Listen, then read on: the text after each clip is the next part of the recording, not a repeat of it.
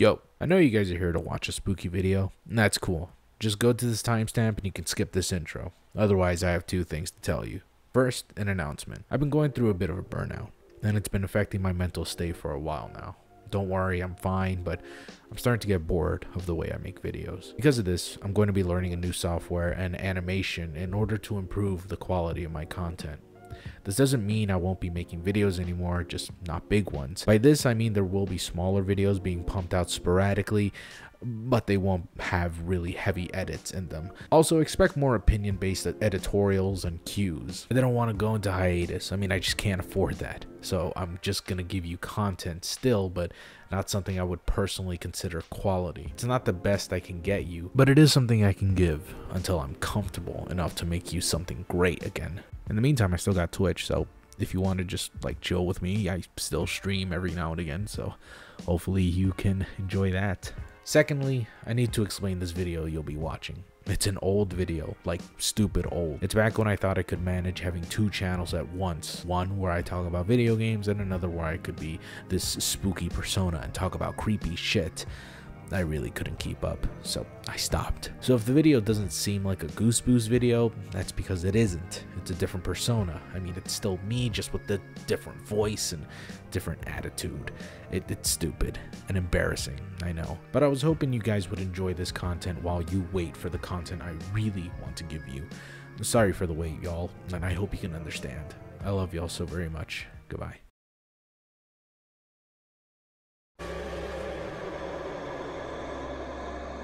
Good evening, and welcome to my domain. Japan has a long history of myths, tales that have lasted for thousands of years, with new ones being birthed every so often. The fascination of yokai, or phantoms, has always been prevalent in the Japanese culture. These particular urban legends come from a more modern era, yet they still send shivers down anyone's spine. Sit back, relax, as I tell you some of the scariest Japanese urban legends.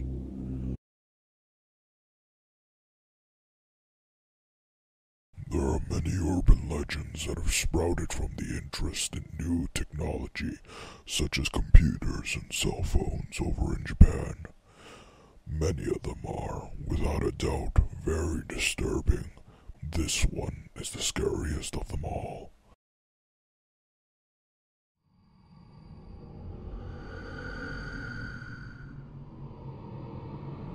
As the legend goes, random victims who were using their computers would suddenly receive a pop-up message, which upon clicking takes them through a questionnaire.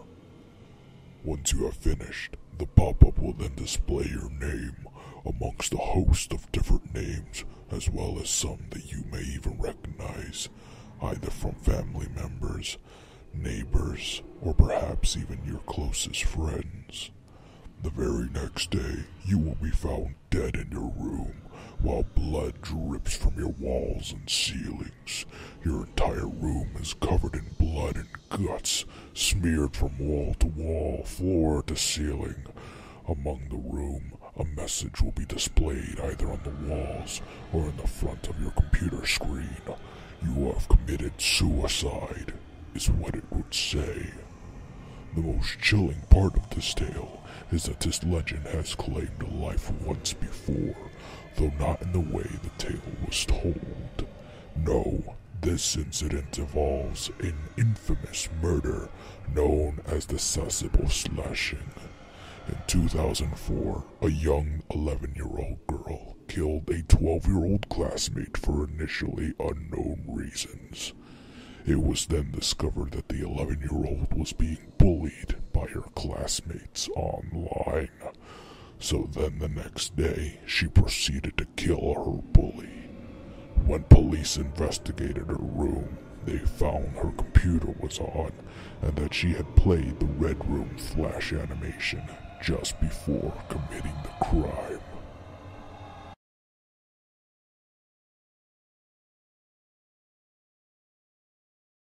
This story involves a taxi driver who was driving on the road one lonesome night when a person would seemingly materialize from the dark and hail the taxi. When the strange figure enters the taxi, they would ask the driver to take them to a town they've never heard of before. If the driver mentions this, the figure will reassure them that it won't be too far and that they guide them to the right direction. Whilst driving, the figure will make odd demands, turning left and right through all sorts of unfamiliar alleys and streets. There are some instances where the figure would guide them through a city to which they'd appear on the other side of a country road. The driver then begins to panic, as they would not know just where the mysterious figure would be taking them. Once they get restless enough, the driver looks back to the man where the customer would be taking them, only to find nothing but air. When the driver turns his gaze back on the road,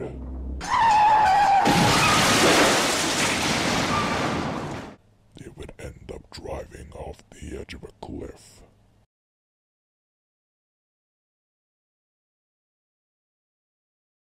This story varies depending on the situation, but usually it involves a lone person wandering down the streets when they suddenly encounter a woman with a surgical mask on her face. In Japan, this is not an unusual sighting, as these masks are often worn by people who are sick as to prevent others from getting ill. Some even wear them for fashion's sake. In any case, the woman would walk by the innocent person and grab them, forcing them to face her. She would look deep into their eyes and ask, "Am I beautiful?" The response from here onward determines the fate of the victim.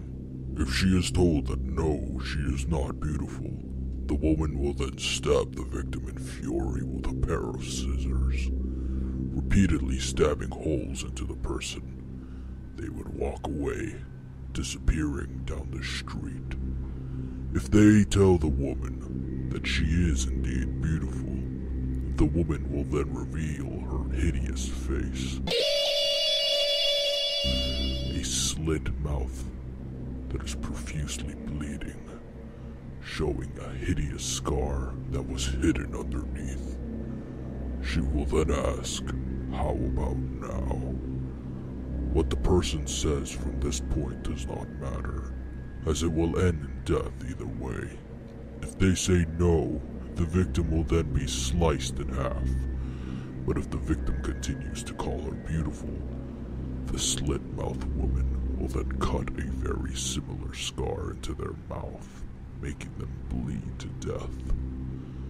This tale reminds me of a very popular American urban legend, but I'm sure I'll have time to talk about that later.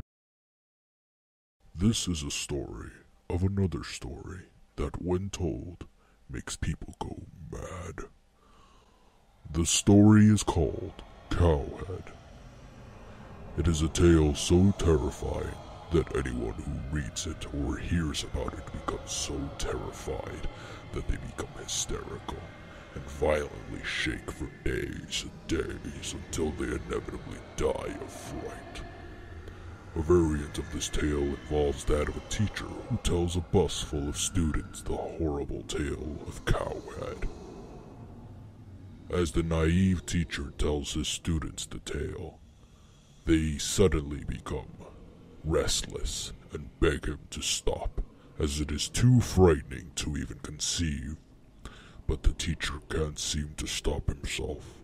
As the tale gets creepier and creepier, more disturbing, the students then reach a catatonic state alongside the teacher. They all lose their memories. Some even die. This urban legend originated from rumors spreading about how sci-fi writer Sakio Komatsu never published his book. That book, of course, being Cowhead. However, there is no real evidence to support this theory. There is also a Ukrainian tale called Cow's Head, and a Japanese movie called Gozu, but neither of these seem to link back to the legend. They just coincidentally share the same title.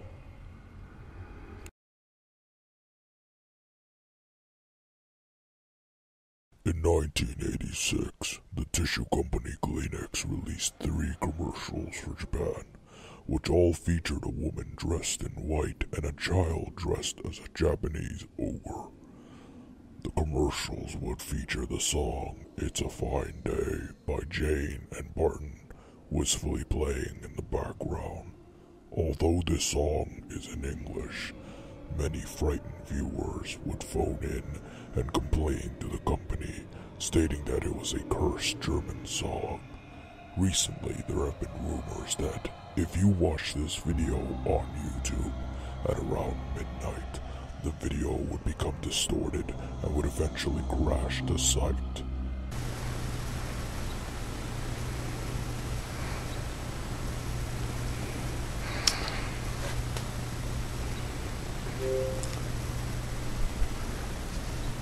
It's a fine day, people open windows, they leave their houses just for a short while.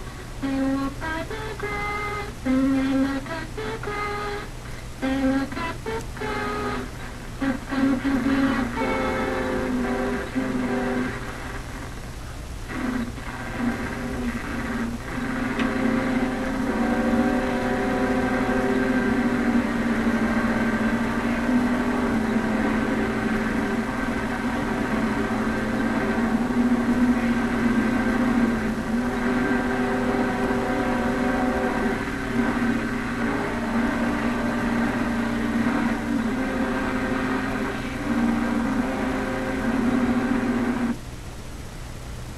With all this circulating, there are rumors that went so far as to claim that the original crew who filmed the commercial have all died a gruesome death.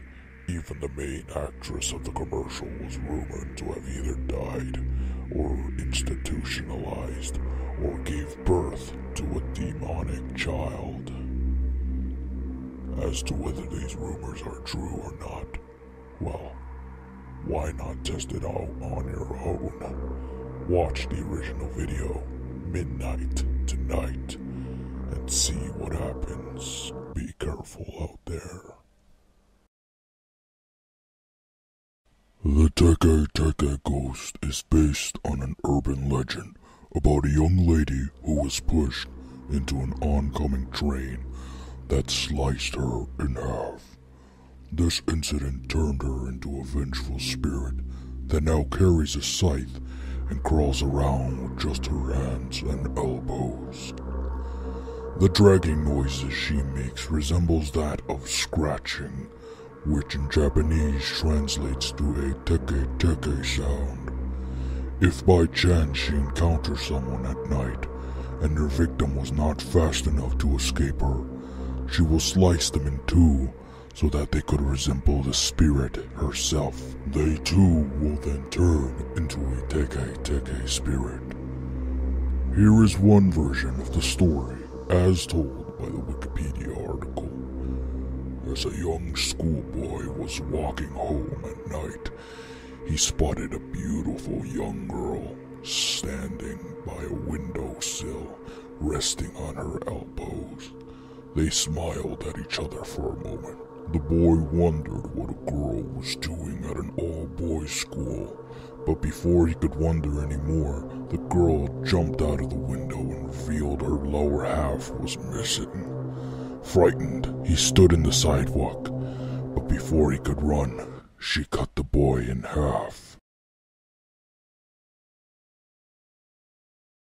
The Kiyotaki Tunnel is home to several odd occurrences, many of which involving ghost sightings. While the tunnel itself isn't abandoned by any means, there have been several reports of passerbys witnessing strange ghosts at the end of the tunnel, or even at the back of their own cars. Some drivers crash their cars due to being frightened by a supposed ghost sighting.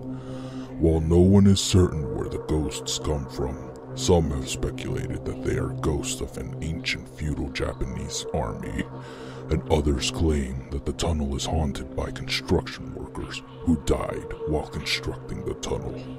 There are also quite a few people who believe the tunnel itself is a spiritual gateway from heaven to hell, and that the ghost sightings are those who are trying to cross the other side.